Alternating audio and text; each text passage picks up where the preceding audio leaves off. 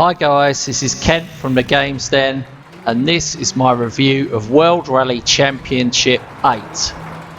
I can tell you right off the bat, this time around they've gone for a much more simulation feel, so it's much more of a competitor to dirt, and I definitely think that's a good thing. They've also got the full license this time, so all 14 countries, over 100 stages, so that's pretty wicked as well. Dynamic weather is included for the first time. More on that later on. I'm going to show you a few of the different weather conditions later on in this video. If you do enjoy rally games, it'd be great if you could subscribe to the channel. We're always showing the latest racing games here, and as you can see, I've got this game sent to me early for my review copy. This was the very first race that you do in the game. It's like a little test race to see how good you are and what sort of settings you might want to use. I did crash a couple of times. I was getting used to the controls. Like I said, because it's more of a simulation feel, it was a case of like learning how hard you need to brake, and then also the sensitivity of like the left stick for the steering. I'm actually playing this on my Xbox One X, and I'm using the Elite controller. So what I did was I was trying out the different thumbsticks, because on the Elite controller you can actually change the height of the thumbsticks, so that can affect your steering. And I went for the longest one because I felt it, it made it slightly easier with the left and right. I found with the original short stick it was just slightly too twitchy, but you can adjust the controls in the settings. Okay, so after the first test drive, what you've got to do is select which career you want. So you've got the WRC 2 or the junior career. Now if you're new to these games or not really experienced, I definitely recommend starting in the junior career. Manage your crew and organize your event calendar. Some areas are inaccessible for now. They will unlock as you progress. As a professional driver, you must. This is basically your hub area where you'll spend a hell of a lot of time. Go to your calendar to check them out. There's much more of a career feel to it. It's definitely feels like they've been looking at the F1 games and going along that side of things. So it's almost like RPG elements and upgrade elements. Here you get to select your training in the week, so in between rallies you get to do training which will help you level up, and you'll earn more points to spend in the career. This is actually the first test track area that you get. I'll let you guys see some of this race so you can see what it's all about. This is a training event where each of the tracks loop around back to the start. You can do as many laps as you want to win the best medal possible. So the better medal you get, the more credits you earn. So obviously I was going for gold.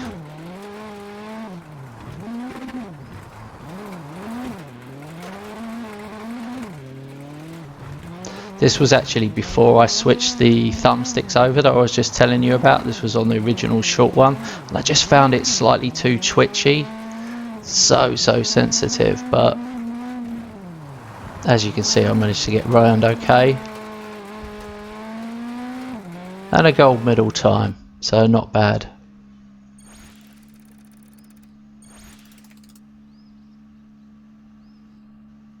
So you've got your experience, and then also you've got your morale, and the morale is for your team and your engineers and things like that. You can even hire a weatherman, which you see a little bit later on.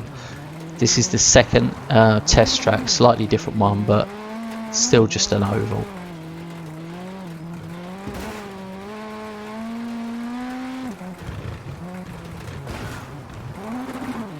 Rubbing is racing, right?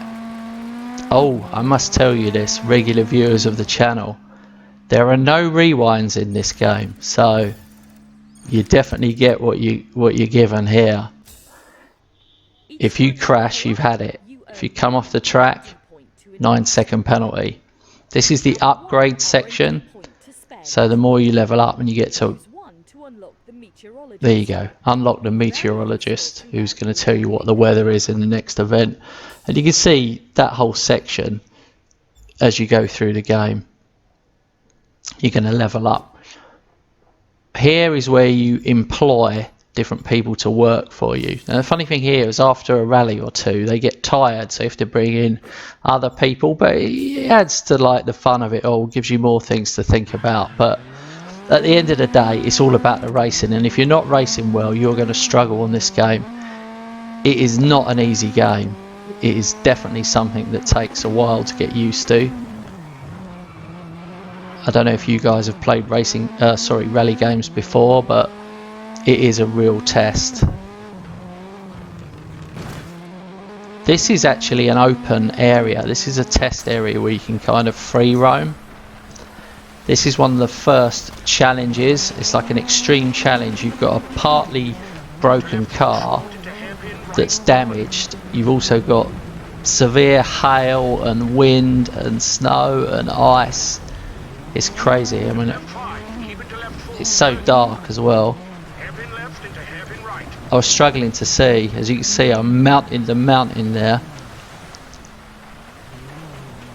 Believe it or not, this was actually a good run because your steering is so heavily affected.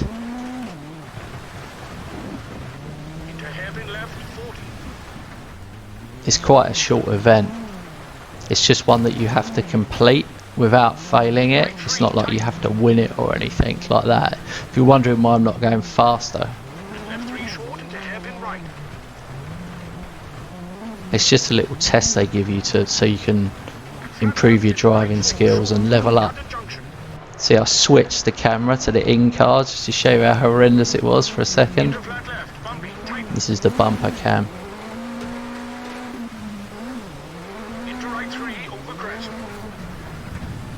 There you go. It was just completing the event.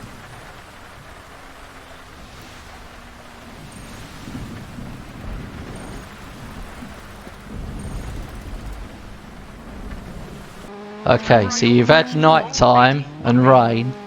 Here we are in the snow. This is brutal.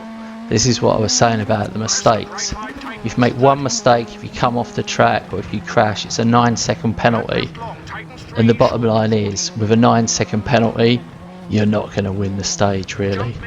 Unless you've done the rest of the whole stage perfectly, then I suppose it's possible, but it's basically a case of a restart. You're better off just hitting the poles and then restarting the stage. Like I said, no rewinds. This is the next race after that one. It's like more of a track event. I'm actually racing against another car in real time. You can't quite see them here, but they're following the circuit round as well.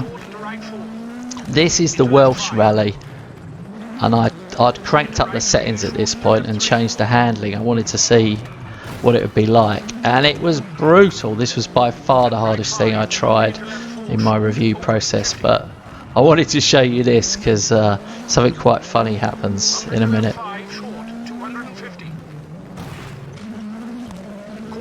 I know I should put myself in a brilliant light with editing and that, but I couldn't resist it. Look at this, look at this. Epic, landed it, off I go. Got a stuntman achievement. That just amused me, so I left it in. No point being perfect, is there? Okay, and finally I cranked up the settings, put full dynamic weather on, went for the in-car view. Absolutely brutal. You can see the windscreen wipers going mental.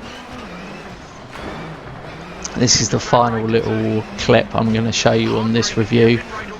Overall, I've really enjoyed this game. I think it's a good game. I can see what they're trying to do, much more simulation based than previous games. They've definitely tweaked the handling. I think it's better than the last game, but I still don't think it's up there with Dirt.